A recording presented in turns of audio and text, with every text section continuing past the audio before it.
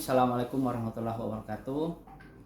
Kembali dengan saya Jumriyadi, calon guru penggerak angkatan 10 dari SMP IT Alfitian School. Alhamdulillah hari ini saya tidak sendiri, saya ditemani oleh Ibu Kepala Sekolah dari SMP IT Alfitian School Goa, yaitu Ustazah Hamriah SSI SPD GR. Assalamualaikum warahmatullahi wabarakatuh Ustazah. Waalaikumsalam warahmatullahi wabarakatuh. Bagaimana kabarnya hari ini Ustazah? Alhamdulillah. Alhamdulillah ya.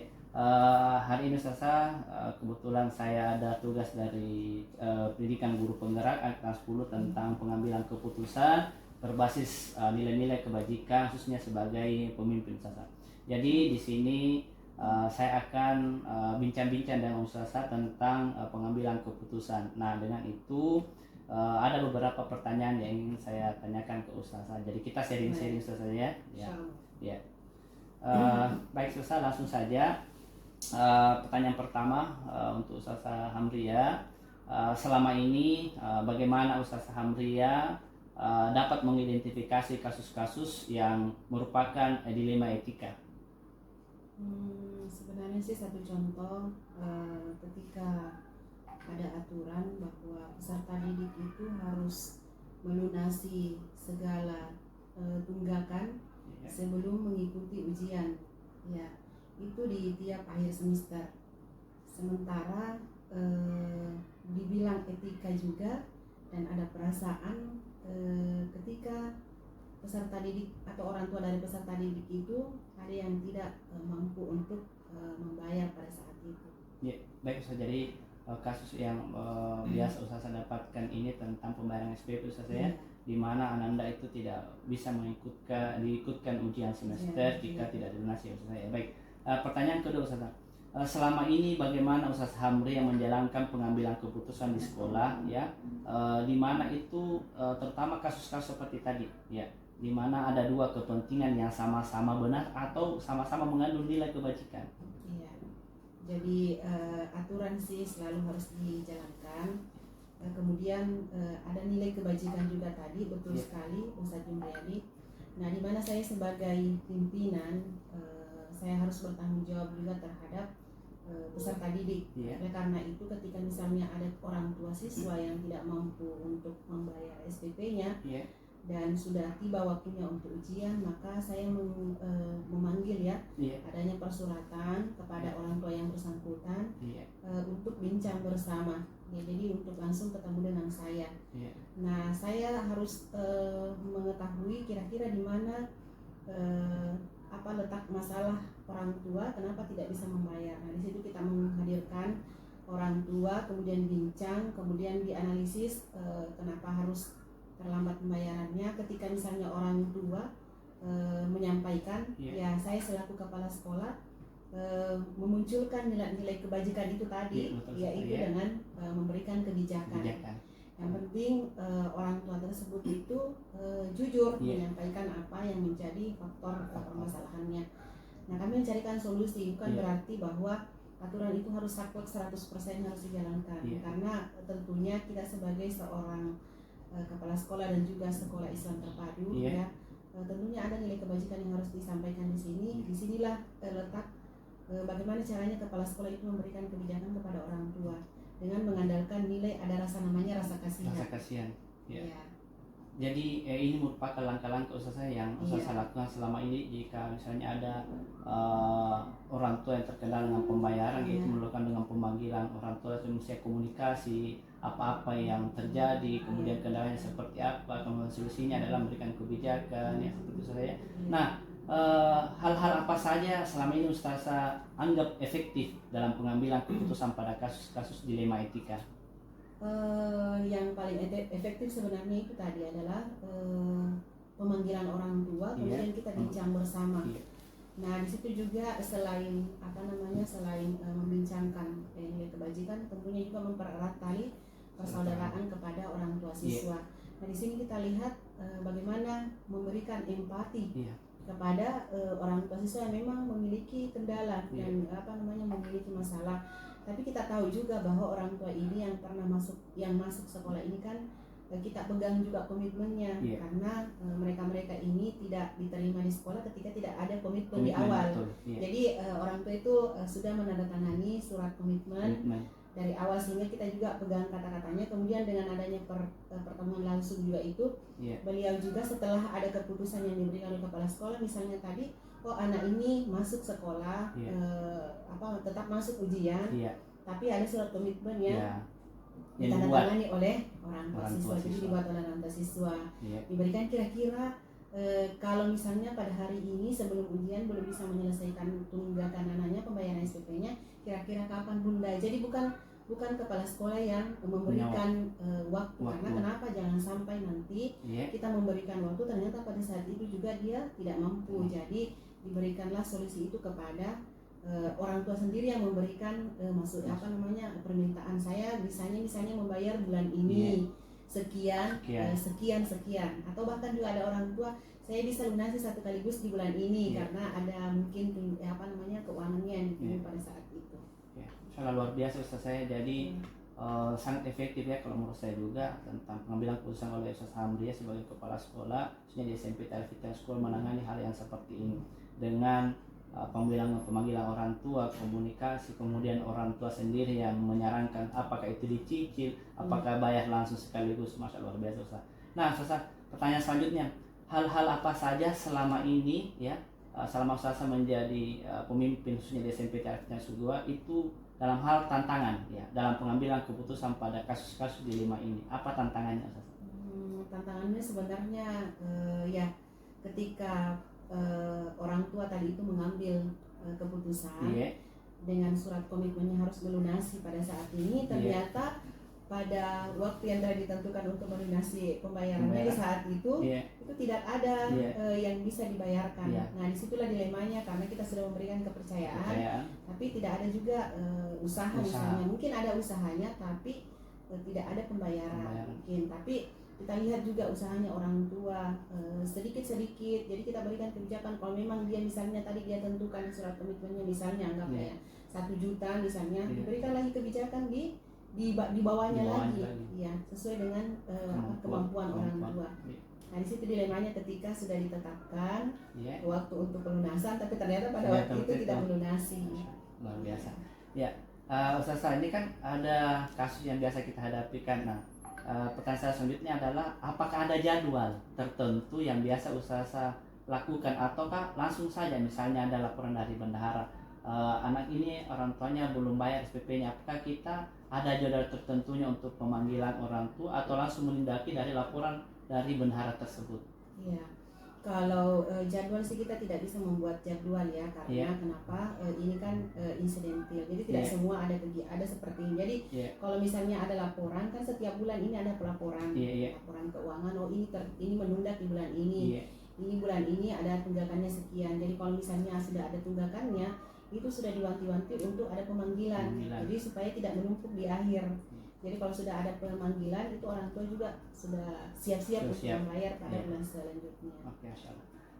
Oke, selanjutnya kira-kira dengan sendiri Ustazah, apakah ada seseorang atau faktor-faktor yang selama ini yang mempermudah atau membantu Ustazah Hamria dalam mengambil keputusan dengan kasus-kasus dilema etika ini? Apakah ada orang yang di belakangnya Ustazah, contohnya tadi yang bendahara itu? Ya. Kalau dengan kondisi seperti ini, tentunya saya banyak komunikasi juga dengan bendahara. Melihat dengan kondisi keuangan misalnya, kan bendahara yang tahu. Melihat kondisi juga tunggakan, bendahara yang tahu. Oleh karena itu, ketika bendahara sudah memiliki catatan-catatan, oh ini menunggaknya misalnya sudah 3 bulan, oh ini yang harus diprioritaskan untuk mengadakan pemanggilan. Oke, sebelum pertanyaan terakhir Ustazah, tadi kan ada faktor atau membantu Ustazah dalam pemanggilan. Apakah ada dilibatkan wali kelas Ustazah khususnya untuk menyampaikan kondisi anak ini atau seperti apa Ustazah? Ya, mohon maaf untuk melibatkan wali kelas. Kami tidak melibatkan dalam hal tunggakan. Kenapa? Karena kami punya alasan sendiri. Ketika guru atau wali kelasnya mengetahui hal ini, jangan sampai persepsi wali kelas kepada anaknya itu, kepada siswanya itu ada perbedaan perlakuan nantinya. Ketika oh ini ternyata rajin membayar, ini yang tidak rajin membayar, jangan sampai wali kelas yang menangani khusus kepada siswanya itu ada intervensi khusus. Makanya wali kelas itu kami tidak libatkan dalam hal ini. kita terakhir ya saya dari pertanyaan saya, dari semua hal yang Ustaz Hamria sampaikan, kira-kira pembelajaran apa yang Ustaz bisa dapatkan dari pengalaman Ustaz sebagai kepala sekolah untuk pengambilan keputusan dilema etika? Kira-kira apa pembelajaran yang Ustaz bisa dapatkan? Kalau pembelajaran sih banyak memberikan apa ya, tentunya munculnya rasa empati pada seseorang. Karena kenapa kita juga biasa berpikir bagaimana ketika saya ada di posisi mereka. Jadi saya selalu memposisikan diri saya kepada orang-orang yang punya masalah. Jadi sehingga muncul rasa empati, rasa ingin membantu. Bahkan Ustaz Jumriyadi, kebetulan saya juga guru matematika. Terkait dengan pembayaran, terkadang orang tua itu ketika tidak mampu, dia juga tidak tahu membaca membayar mau seperti apa. Saya sebagai guru matematika memberikan solusi. Itu misalnya tunggakannya sekian, bahkan saya dengan bincang-bincang itu tadi seperti orang tua itu dengan saya itu seperti saya anggap sebagai saudara saya sendiri. Jadi tidak ada tidak ada penghalang untuk bicarakan tentang pendapatannya, pengeluarannya, sehingga uang yang kira-kira akan dibayarkan itu saya berikan sekian-sekian, hitungkan kira-kira sekian ayah bunda bisa dibayarkan pada bulan ini, bulan ini, supaya meringankan beban orang tua. Yang tentunya juga rasa tadi selain empati rasa kepedulian, kemudian rasa percaya diri dan mempercayai orang tua. Jadi muncul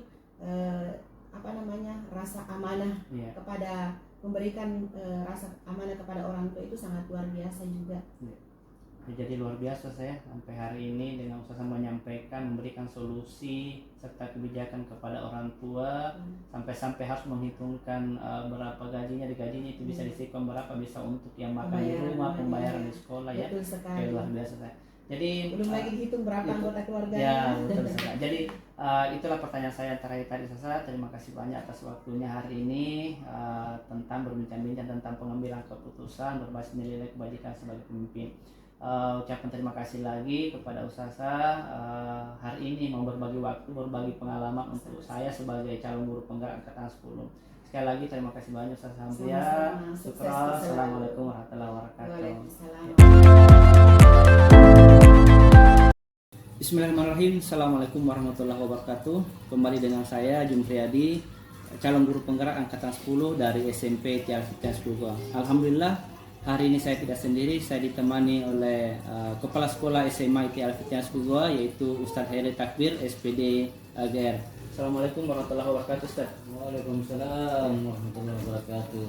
Bagaimana kabarnya Ustadz? Alhamdulillah. Ya, alhamdulillah.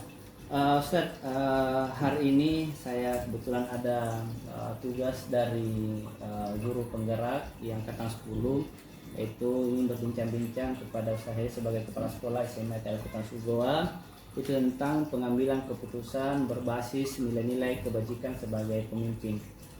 Ya Ustadz, jadi terima kasih atas waktunya hari ini tentang bincang-bincang di pengambilan keputusan berbasis nilai-nilai kebajikan sebagai pemimpin. Nah Ustadz, kita kan sebagai pemimpin atau kepala sekolah SMA Tiara Fitness Bogor ini banyak menangani kasus dan pasti akan ada pengambilan keputusan. Nah di sini saya ingin sharing sama Ustadz Hairil dan ada beberapa pertanyaan tentang pengambilan keputusan Ustadz. Jadi pertanyaan pertama Ustadz, yaitu adalah bagaimana Ustadz Hairil mengidentifikasi kasus-kasus yang merupakan dilema etika Ustadz? Jadi di sekolah ini kita utamanya sudah memiliki prosedur penanganan terhadap berbagai hal yang menyangkut terkait dengan aturan atau kebijakan kita di sekolah gitu. Nah sehingga dalam pengambilan ataupun dalam mengidentifikasi hal-hal yang kira-kira menyinggung dilema etika seorang pemimpin itu, yang pertama, seorang pemimpin bagi kita di sekolah ini betul-betul harus mengutamakan profesionalismenya. Dan ketika kemudian dia berbenturan dengan dilema etika, maka kita berupaya untuk mencari solusi yang betul-betul mendapatkan nilai-nilai keadilan. Dan cara mengidentifikasinya tentunya dari banyak sumber gitu. Baik itu dari siswa itu sendiri ya, terkait dengan aturan-aturan yang kira-kira berkenan dengan sekolah. Dari guru-guru pun seperti itu terkait dengan aturan-aturan di sekolah.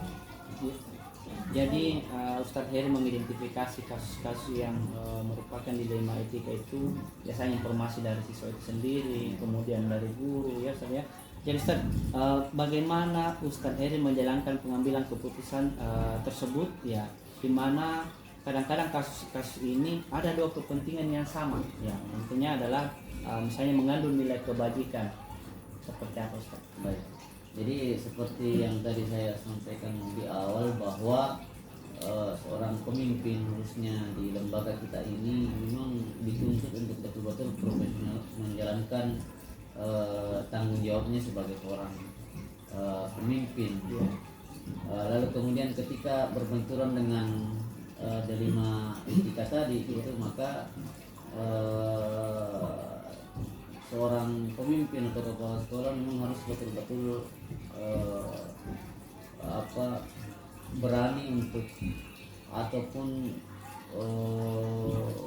berusaha untuk mencarikan solusi yang tepat agar kemudian kebijakan atau aturan tetap bisa dijalankan, namun itu mendapatkan nilai keadilan yang sesuai dengan yang dibutuhkan oleh orang tersebut.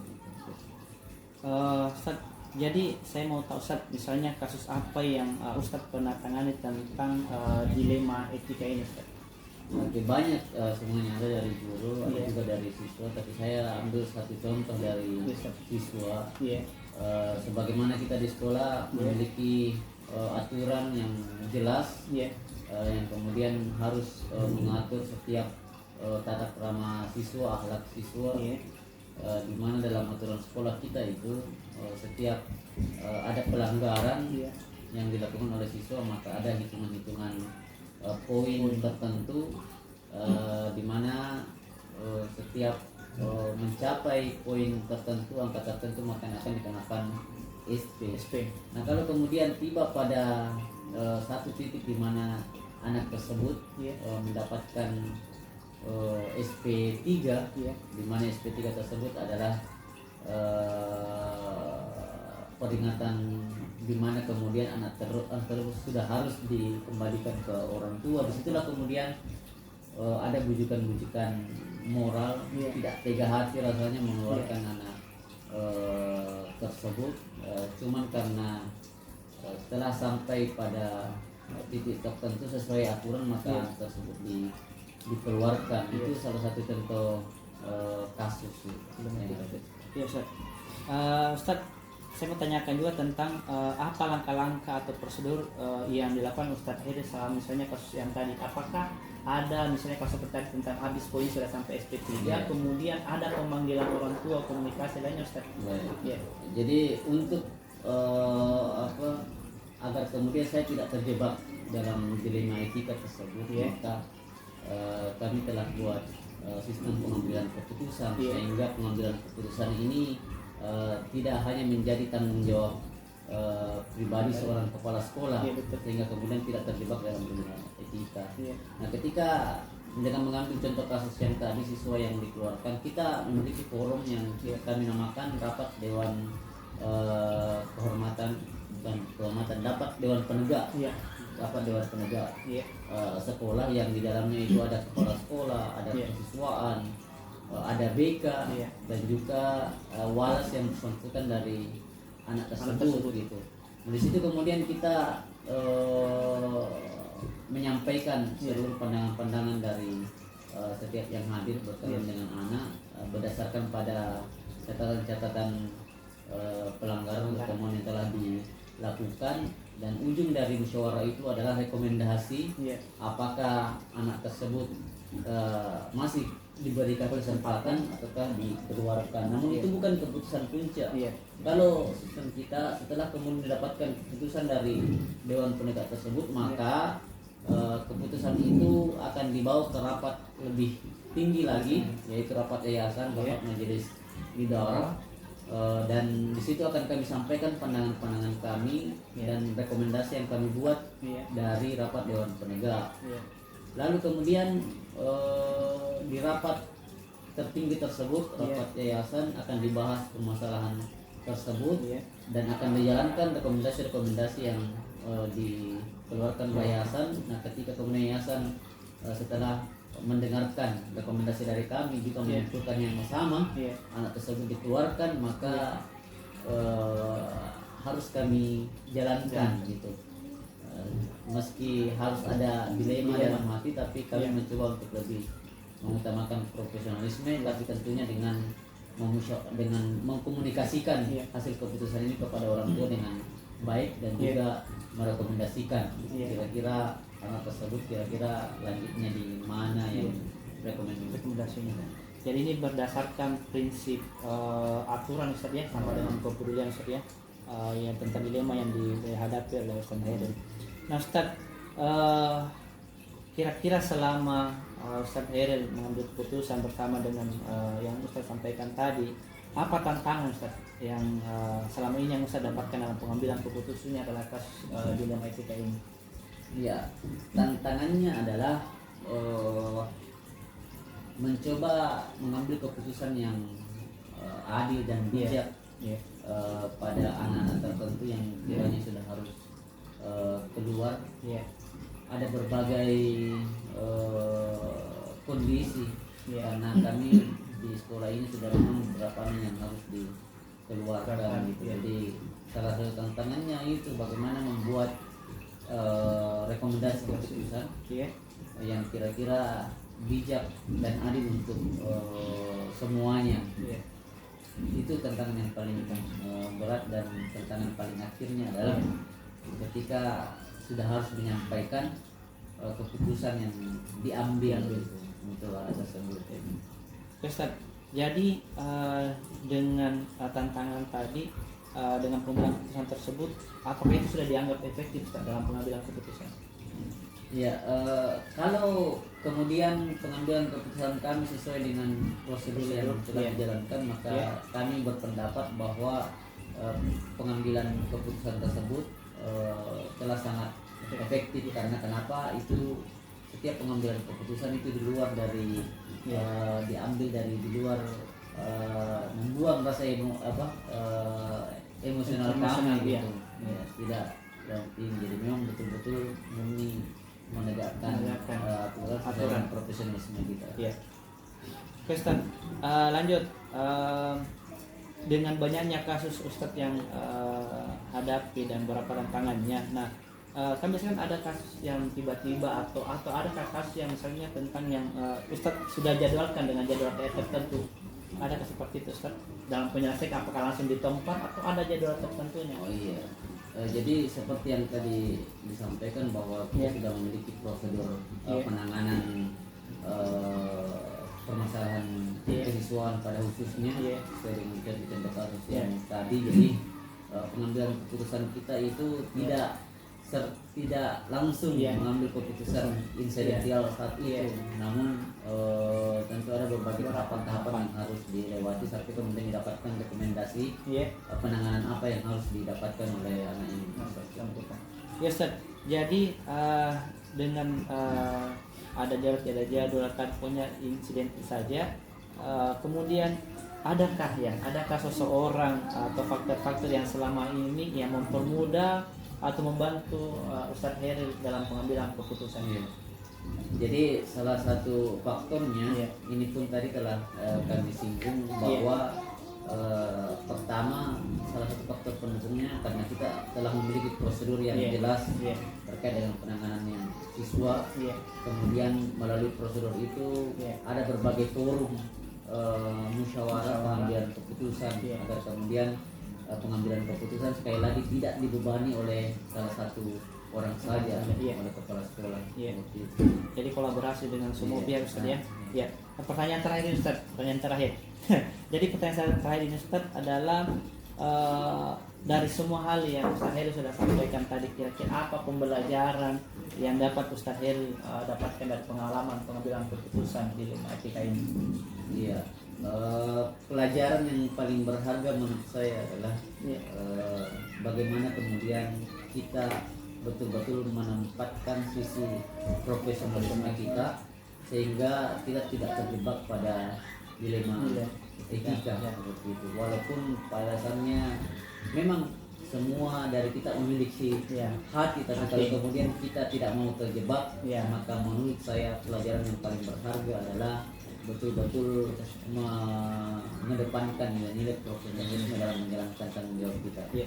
Jadi Ustadz Herin ini mengedepankan tentang aturan dan keadilan, walaupun ada rasa empati ada simpati, tapi ada tetap kita menjalankan profesionalisme kita sebagai Ustadz, itulah pertanyaan saya tadi yang terakhir. Terima kasih banyak atas bincang-bincangnya hari ini, sharing-sharingnya tentang pengambilan keputusan berdasarkan dilema etika. Semoga Ustadz Herin sehat-sehat terus sampai ketemu kembali, siapa bisa bincang-bincang kembali tentang hal-hal yang lain ya Ustadz ya. Terima kasih banyak Ustadz. Assalamualaikum warahmatullahi wabarakatuh.